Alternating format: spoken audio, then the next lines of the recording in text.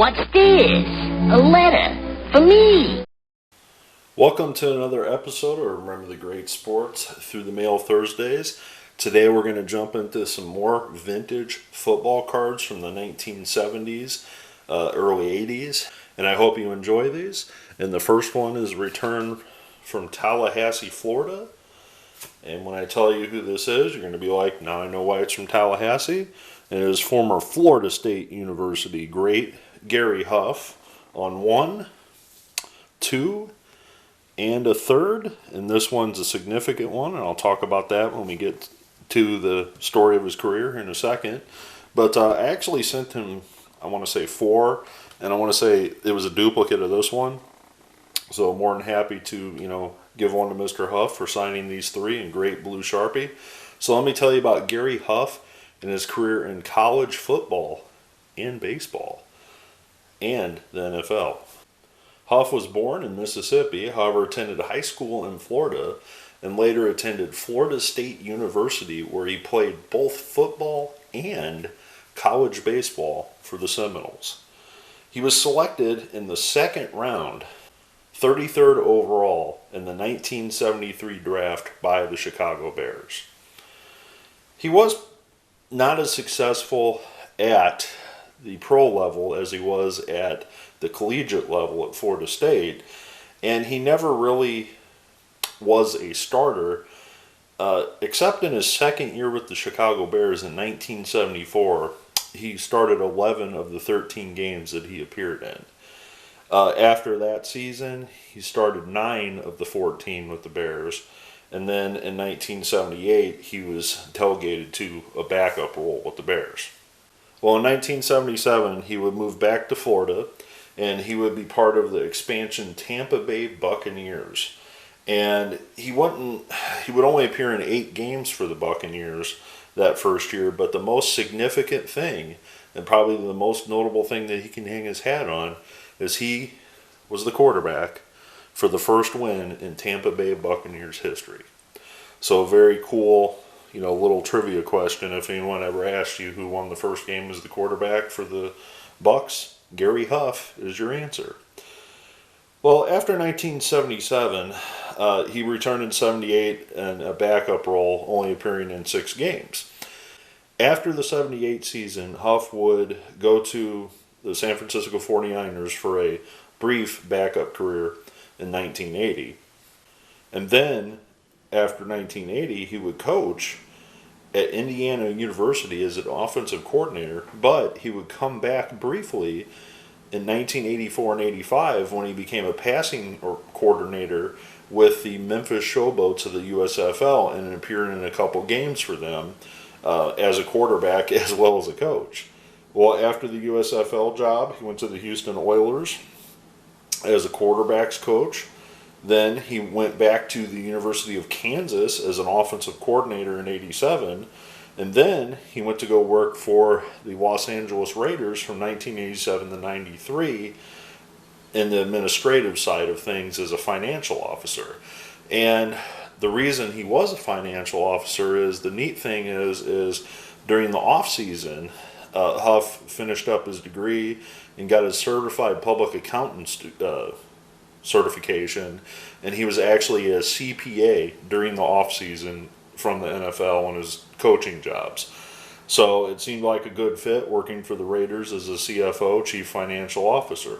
It also says that after he left football, he worked for a cellular phone company. He also worked for IBM International, which obviously is, pretty big.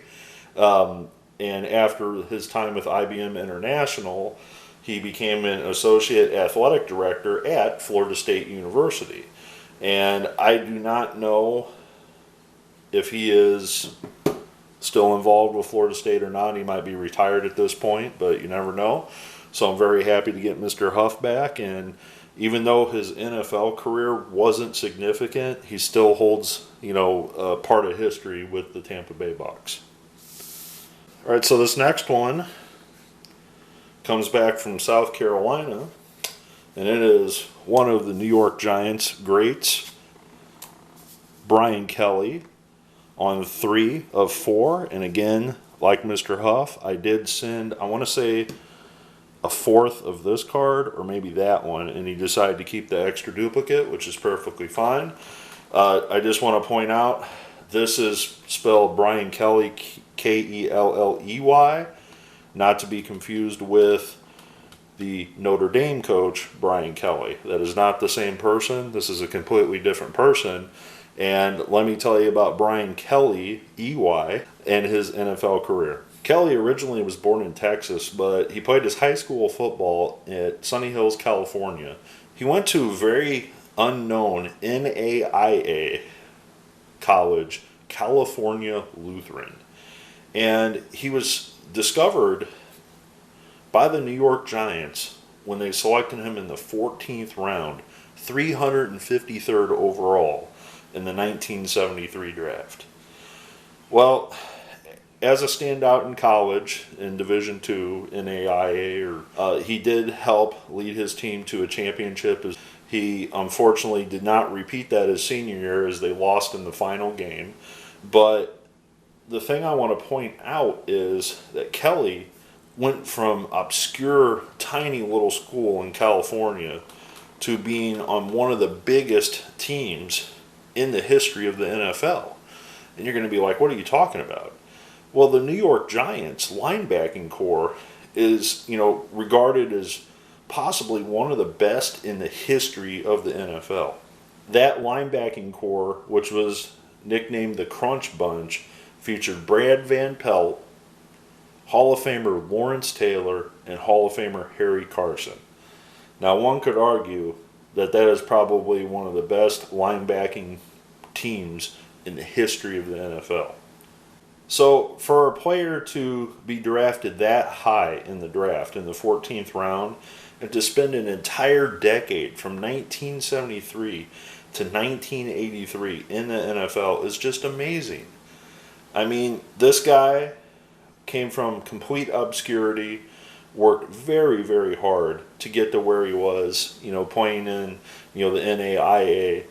He appeared in 143 games over his NFL career with the Giants, spending his entire career with that one team. After the 83 season, he did retire. Despite, playing in 16 of 16 games his final year, he decided to retire from the game. Another interesting fact about Kelley is that he also wrestled while he was in college. Eventually was elected to the College Football Hall of Fame because of his contributions to the team that he played for while in college. He still holds many of the defensive records for California Lutheran to this day. And, like I said, just, this individual is such a hard worker that it's amazing that he came from the background that he did and had a successful career in the NFL for 10 years. So very happy to get these back. Thank you very much, Mr. Kelley. All right, so this final one, I am really, really excited to share with you because I am one step closer. And you're going to be like, what are you talking about?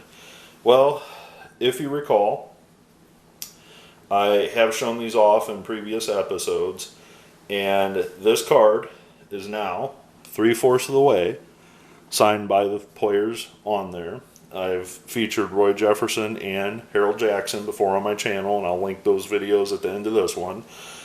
But in addition to this one, signed by Bob Tucker, I actually sent a second signed by just Roy Jefferson. So now it has Jefferson and Tucker on it. And in addition, and this makes up for the other two that kept a card, Mr. Tucker signed this card for me. He signed this card for me. And in addition, I had a fifth one, and this is a Wonder Bread card. And if you see the Wonder Bread slices up there on the left, that's a Wonder Bread card. And it's kind of hard to see because he signed in the dark part of the card. It would have been better if he signed up here. But regardless, he did sign 5 of 5. So let me tell you about Bob Tucker and his rise from obscurity as well. Bob Tucker, a Pennsylvania native, attended Bloomsburg University, a Division II college in Pennsylvania.